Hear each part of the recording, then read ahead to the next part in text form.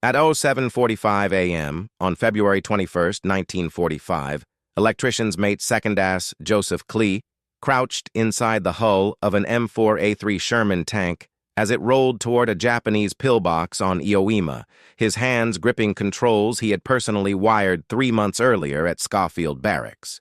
The 24-year-old Seabee from the 117th Naval Construction Battalion had spent 200 hours building this weapon, knowing portable flamethrower operators on the island were dying at a 92% casualty rate. 200 wide ahead, a reinforced concrete bunker concealed in volcanic rock held a Japanese Type 92 heavy machine gun that had already killed 11 Marines that morning. The mathematics of death on Iwo Jima were brutal. Every portable flamethrower operator carried 100 LEB of equipment with only 7 seconds of fuel. Japanese snipers identified them instantly by the twin tanks on their backs. They died before reaching their targets. The 19th of February had been D-Day. 70,000 Marines landed on black volcanic beaches. 22,000 Japanese defenders waited in 11 miles of tunnels, 750 fortifications, and countless caves. Naval bombardment had done nothing. Artillery bounced off reinforced positions. Small arms fire was useless against steel doors and concrete 3F thick. The Marine Corps needed a solution that could reach fortified positions without exposing men to sniper fire. At Schofield Barracks in Hawaii, Colonel Unmacked of the Chemical Warfare Service assembled a top-secret composite unit. In May 1944, 25 CBS from the 117th Construction Battalion joined Army chemical specialists and Marine tank crews. Their mission was clear: take portable flamethrowers that killed their operators and mount them on tanks. The first attempts failed. Army engineers had created Satan tanks using M3 Stewards with Canadian Ronson flamethrowers. But these light tanks had limited armor and short range. For Iwo Jima, Unmack's team located 8 M4A3 Sherman medium tanks. The CBS, led by machinist mate First Class A. Reicha and Kissel, worked to combine 3 different flame systems. They designed the CBH-1. Installing a CBH-1 required 150 lbs of welding rod and 0 electrical connections. Each tank cost $25,000. The system operated at 300 lb per square in sending flame 400 FT with 270 degrees of traverse. Kissel wired every circuit. He tested every connection. He knew if one wire failed, Marines would die. By November 1944, the 8 tanks were ready. The Marine Corps called them Mark 1s. Army documents labeled them PO a CWSH-1. The official designation was M4A3R5. Marines who saw them in action had a simpler name, Zippos. The tanks loaded onto transports in early February. Kissel and shipfitter First Class J.T. Patterson were ordered to accompany them to provide technical support. That meant Hawaii to Iwo Jima. That meant maintenance under fire. Kissel understood what he had built. He also understood no one knew these machines better than their creators. If something broke during battle, Marines would die waiting for repairs. The question was whether this weapon would work. Could the CBH-1 survive combat? Would Marines follow these flame tanks? Could 8 tanks change a battle against 22,000 entrenched defenders? If you want to know whether Kissel's innovation saved thousands of Marines, please hit the like button. It helps more people discover these stories. Subscribe. Back to the 8 flame tanks landed on D-Day but remained unused. Marine commanders were cautious about untested weapons. February 21st was D+2. The assault had stalled. Conventional tanks and infantry could not crack Japanese defenses.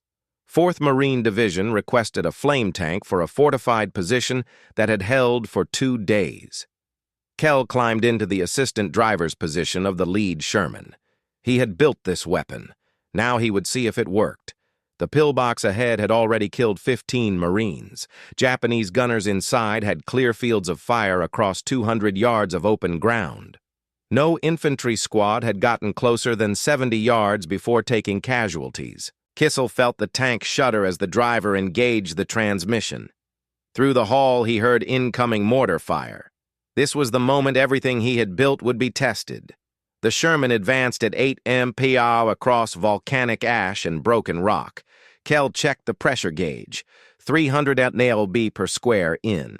The fuel tanks held 290 gall of napalm-thickened mixture. The ignition system used a waterproofed cylinder with housed matches that rotated like a revolver. He had tested this mechanism 40 times at Schofield Barracks. It had never failed. At 150 YD from the pillbox, Japanese machine gun fire began hitting the Sherman's armor. The bullets made sharp pinging sounds against steel plate. The tank kept moving. At 100 yards, the driver stopped and pivoted the hull to give Klie a clear angle on the target. Through the periscope, Klie saw the concrete bunker's firing slit. A Type 92 machine gun barrel protruded from the opening. Klie aligned the CBH-1 nozzle and pressed the trigger. The ignition system sparked. Pressurized fuel shot through the nozzle at tremendous velocity. A stream of burning napalm erupted from the Sherman's 75mm gun position and arced toward the pillbox. 400 ft of flame traveled in 3 seconds. The burning mixture hit the concrete bunker and poured through the firing slit. The effect was immediate. Smoke billowed from every opening in the pillbox. The machine gun fell silent. Klie released the trigger after 5 seconds. The flame stopped. The pillbox burned. No more gunfire came from the position. The Japanese defenders inside were dead. What had taken 4th Marine Division 2 days and 15 casualties to fail at accomplishing, the CBH-1 had achieved in 5 seconds. The Sherman backed away from the position. Marines watching from covered positions began moving forward. One platoon leader radioed battalion headquarters. He reported the pillbox was destroyed. He requested another flame tank immediately. Klie climbed out of the Sherman once it reached the rally point. Patterson examined the CBH-1 mechanism. All systems had functioned correctly. No electrical failures, no fuel leaks. The pressure gauge still read within operational parameters. The weapon had performed exactly as designed. The two CBS understood what had just happened. The CBH-1 worked in combat. It could destroy fortified positions that conventional weapons could not touch. It protected Marines from the suicidal exposure of portable flamethrowers. The question now was whether 8 tanks could make a difference against the scale of Japanese defenses. That afternoon, 3 more flame tanks went into action. Each destroyed multiple pillboxes and cave entrances. Each mission succeeded without losing a single Marine to sniper fire. By nightfall on February 21st, Marine commanders were requesting flame tanks for every major assault. The problem was simple mathematics. 8 tanks, 4 per division, 750 Japanese fortifications, 11 miles of tunnels. Klie spent the night maintaining electrical systems and checking fuel lines. He knew the next morning would bring more missions. The flame tanks would be in constant demand. Someone had to keep them operational. He had built these weapons. He would maintain them under fire. What Klie did not yet know was how the Japanese would respond. Enemy commanders on Iwo Jima had seen what the flame tanks could do. They understood the threat. Orders went out through the tunnel network. Stop the flame tanks. Target them first. Kill the crews. The Japanese recognized these Sherman flame tanks as the most dangerous weapons on the island. On February 22nd, they would do everything possible to destroy them. February 22nd began with concentrated Japanese mortar fire on American tank positions. Enemy observers had marked where the flame tanks refueled and rearmed. At 0600 hours, incoming rounds hit near 2 flame tanks from 5th Marine Division. No direct hits, but the Japanese were adjusting fire. They were learning. Klie and Patterson worked through the morning, maintaining all 8 flame tanks. The CBH-1 systems required constant attention. Electrical connections vibrated loose from the Sherman's movement across rough terrain. Fuel pumps needed inspection after every mission. Ignition cylinders required new match cartridges. The work was dangerous. Refueling operations exposed crews to sniper fire and mortar attacks. Every gallon of napalm mixture had to be hand-pumped into the tank's fuel system. By noon, 4th Marine Division reported their flame tanks had destroyed 18 fortified positions in 3 hours. 5th Division reported similar results. The effect was dramatic. Japanese defenders who had held positions for days abandoned them when flame tanks approached. Marines advancing behind the Shermans encountered less resistance. Casualties dropped. Progress accelerated, but the demand was overwhelming. Each tank battalion had only 4 flame tanks. They operated from pooled locations dispatched to wherever the assault stalled. Radio requests came constantly. 1st Battalion needed a flame tank at Hill Peter. 2nd Battalion needed 2 at a cave complex. 3rd Battalion had a fortified ridge they could not advance past. The 8 tanks could not be everywhere. Marine infantry officers began refusing to advance without flame tank support. They had seen what these weapons could do.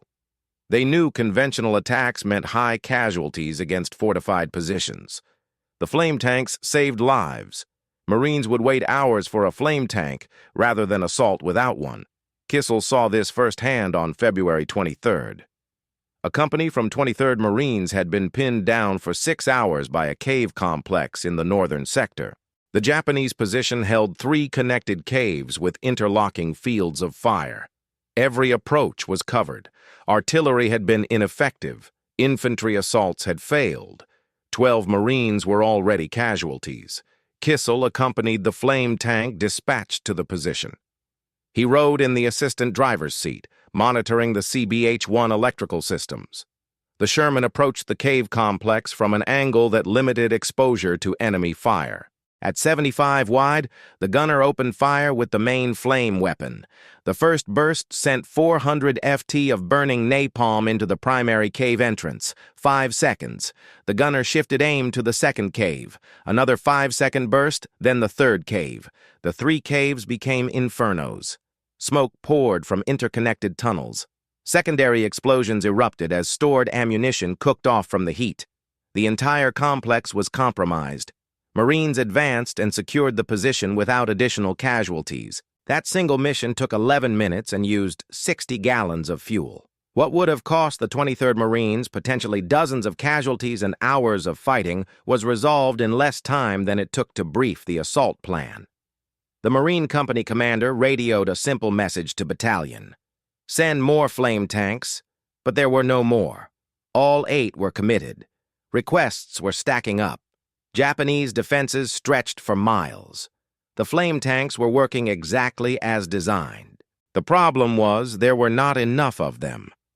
By February 25th, the 8 flame tanks had been in continuous operation for 4 days. Kissel had worked 18-hour shifts maintaining them. Each tank averaged 4 to 6 missions per day. Fuel consumption reached 5,000 gall. The CBS at the beach supply depot worked around the clock mixing napalm and pumping it into geriances for transport forward. The CBH-1 systems were holding up better than expected, but problems emerged. Electrical connections corroded from salt air and volcanic dust. Fuel pumps clogged from sediment in the napalm mixture. Ignition cylinders wore out faster than anticipated. Kissel and Patterson improvised solutions. They used telephone wire when standard electrical wire ran out. They fabricated replacement parts from damaged tank components. They kept all 8 flame tanks operational. The impact on Japanese defenses was measurable. 5th Marine Division reported that flame tanks had destroyed 43 fortified positions in 5 days. 4th Division reported similar numbers. Infantry casualties dropped 30% in sectors where flame tanks operated compared to sectors without them. Marines were advancing faster with fewer losses. Japanese defenders adapted their tactics. They concentrated anti-tank fire on flame tanks. They targeted fuel trucks supplying them. They attempted suicide attacks with magnetic charges. 3 flame tanks took damage from Japanese anti-tank guns, but armor held. None were destroyed. The CBH-1 system survived impacts that would have disabled conventional equipment. On February 27th, Kell was inside a flame tank when it took a direct hit from a Type 1 47mm anti-tank gun. The round struck the Sherman's frontal armor at an oblique angle and deflected. The impact threw Kell against the whole interior. His shoulder dislocated. Patterson pulled him out of the tank and relocated the shoulder joint. Kissel was back working on electrical systems within 2 hours. What impressed Marine commanders was not just the weapon's effectiveness, but its reliability. The CBH-1 functioned in conditions that destroyed other equipment. Volcanic dust jammed machine guns and fouled engine carburetors. Salt spray corroded electrical systems. Constant vibration from rough terrain loosened everything. The flame tanks kept operating. Marine infantry developed new tactics around the flame tanks. Squads would advance behind the Shermans, using them as mobile cover. When the flame tank engaged a fortified position, infantry would rush forward during the confusion and secure the area. This coordinated approach reduced casualties while maintaining momentum. The statistics told the story. In the first week of flame tank operations, Marine divisions advanced 3 times faster than projections. Casualties from fortified positions dropped by 42%. Japanese defenders abandoned positions rather than face the flame tanks. Tunnel networks that would have taken weeks to clear were neutralized in days. But the human cost of operating these weapons was accumulating. Tank crews worked in extreme heat inside the Shermans. The CBH-1 system generated additional temperature from the pressurized fuel system. Crews suffered heat exhaustion. Some collapsed from dehydration. Kissel saw men pass out inside the tanks from temperatures exceeding 120 degrees. The flame tanks were working. They were saving Marine lives. They were changing the course of the battle. But the question remained whether 8 tanks and 2 CBS could sustain this pace for however long Iwo Jima required to secure. March 1st marked 10 days of continuous flame tank operations. Klie had been in combat for 20 consecutive days, sleeping 3 to 4 hours per night. His dislocated shoulder had not fully healed, but he continued working. Patterson showed signs of exhaustion, but refused evacuation. The 2 CBS were the only personnel who fully understood the CBH-1 electrical systems. If they left, the flame tanks would eventually fail. The battle's intensity increased. Japanese defenders in the northern sector had fortified every ridge, ravine, and cave. This terrain favored defense. Volcanic rock provided natural cover. Interconnected tunnels allowed defenders to reappear in positions Marines thought were cleared. Casualties mounted. Progress slowed. 5th Marine Division commanders specifically requested flame tanks for an area called the Meat Grinder. 3 fortified hills formed interlocking defensive positions. Hill 362, Turkey Knob, the amphitheater. Japanese defenders had held this sector for 9 days. Conventional attacks had failed. The division had lost over 800 Marines trying to take these positions. 4 flame tanks were assigned to support the assault on Hill 362. Kell accompanied the lead tank. He had worked on this particular Sherman for 3 straight days, replacing corroded wiring and rebuilding the fuel pump. The electrical systems were functioning at peak efficiency. The tanks approached Hill 362 at 800 hours on March 3rd.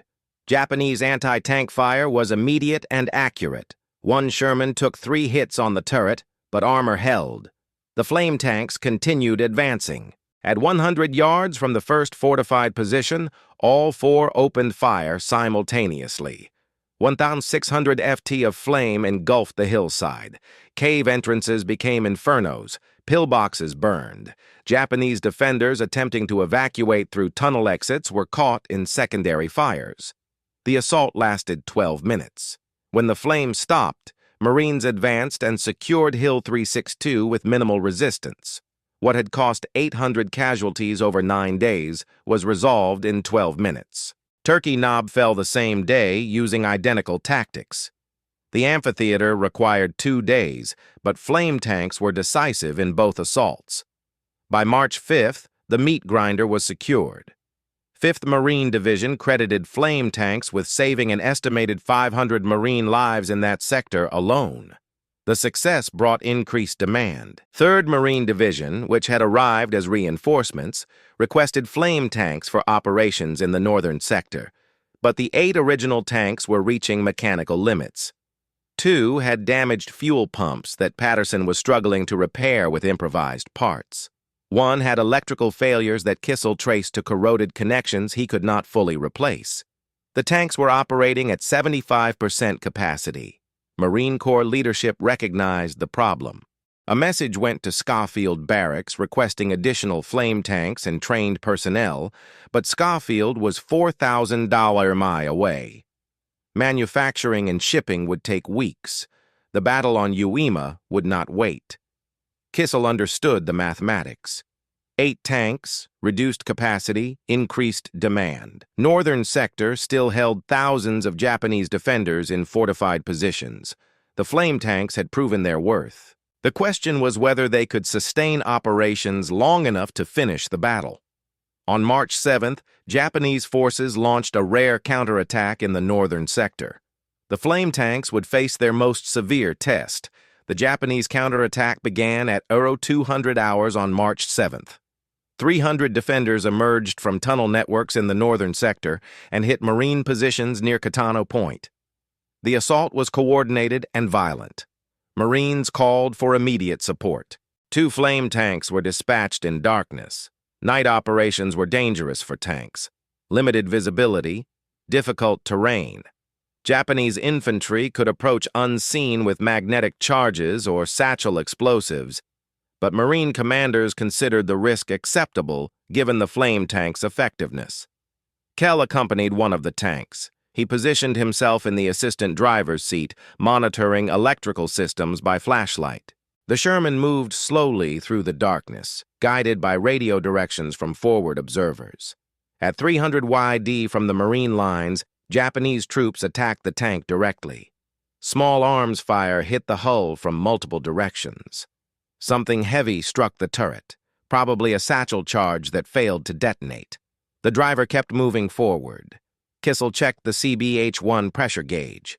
Still operational, the ignition system was functioning. At 150 yards from concentrated Japanese positions, the gunner fired. Flame illuminated the night. 400 FT of burning napalms swept across the hillside where Japanese troops had assembled. The effect was catastrophic for the attackers. Defenders caught in the open had no cover from the flame. The counterattack collapsed within minutes. The second flame tank arrived and finished securing the sector. By dawn on March 8th, the counterattack was defeated. Marines counted 187 Japanese dead in the sector. Marine casualties were 23, far lower than expected for a night engagement of that scale. The flame tanks had stopped a major assault that could have pushed Marine lines back significantly, but the overnight mission revealed serious problems. One flame tank's electrical system had multiple failures during the engagement. Kissel spent 6 hours tracing corroded connections and replacing damaged wiring. The second tank's fuel pump was failing completely. Patterson worked through the day attempting repairs, with parts scavenged from damaged conventional Shermans. By evening, only 6 of the 8 flame tanks were operational. March 10th brought additional challenges. 5th Marine Division reported their flame tanks were consuming 10,000 gallons of fuel daily. The beach supply depot was struggling to produce enough napalm mixture. Fuel shortages forced rationing. Each tank was limited to 3 missions per day instead of 6. Effectiveness decreased proportionally. Kissel's physical condition deteriorated.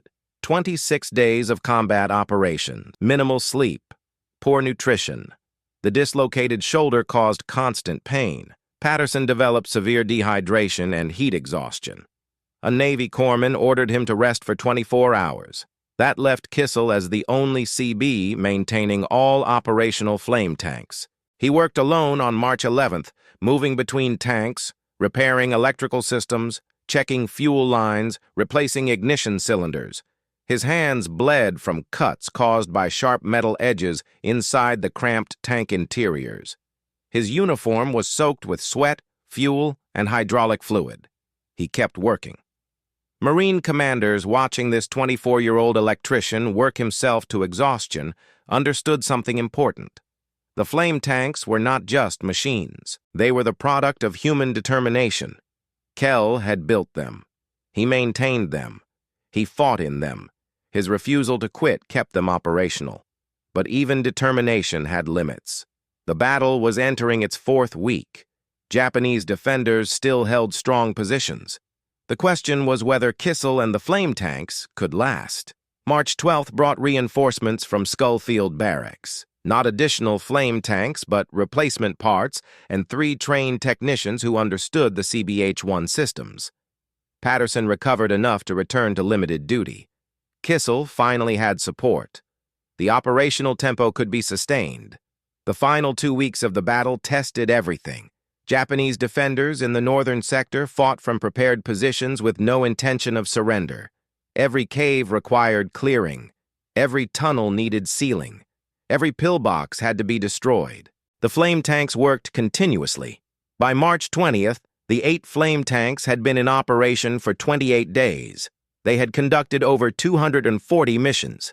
They had destroyed an estimated 370 fortified positions. They had consumed over 140,000 gallons of napalm fuel. Not one flame tank had been lost to enemy action.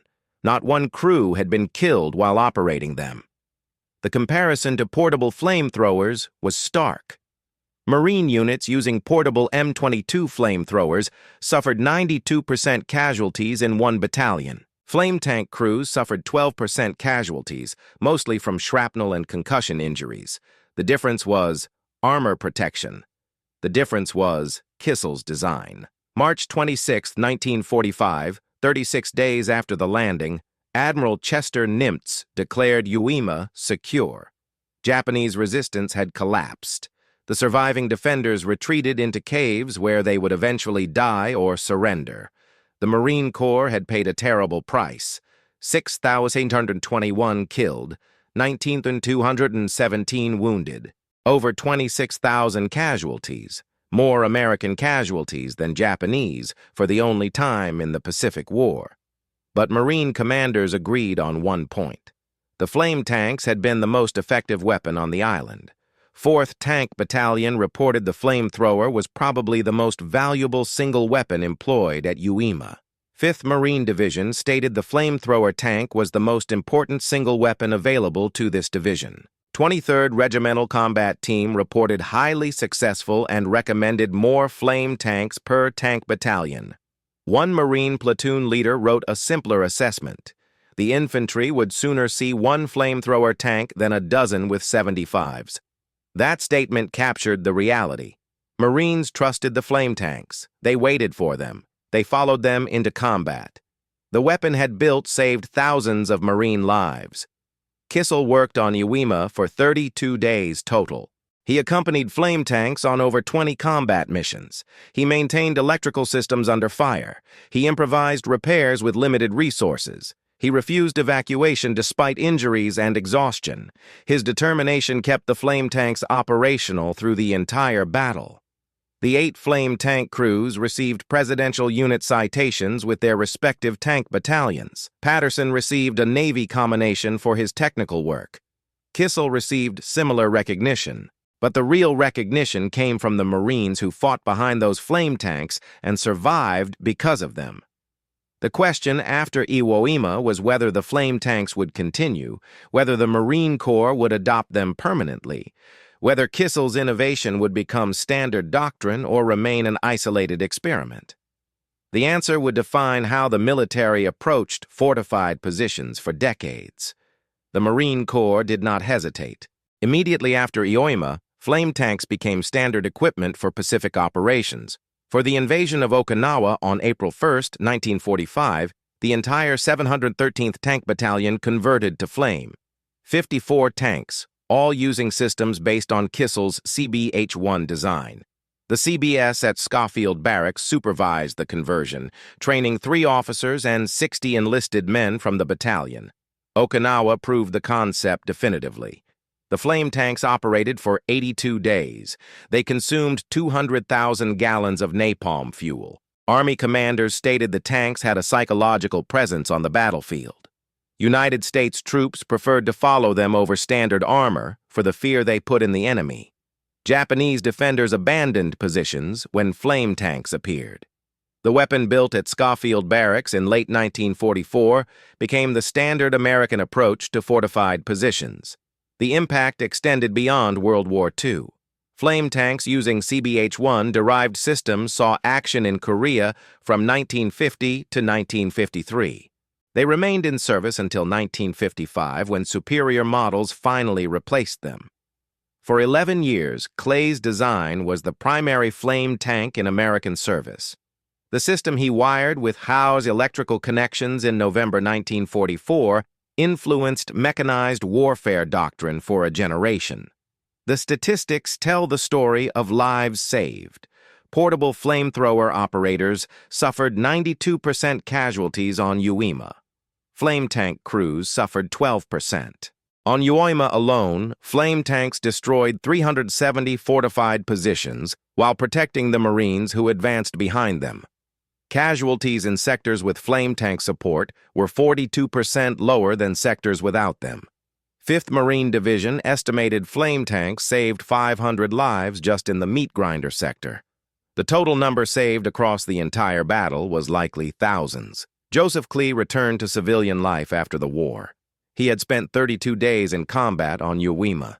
He had built a weapon that changed how the United States Marine Corps fought. He had maintained that weapon under fire. He had refused to quit when exhaustion and injury gave him every reason to evacuate. His determination kept 8 flame tanks operational through 36 days of the bloodiest battle in Marine Corps history. The legacy is simple but profound.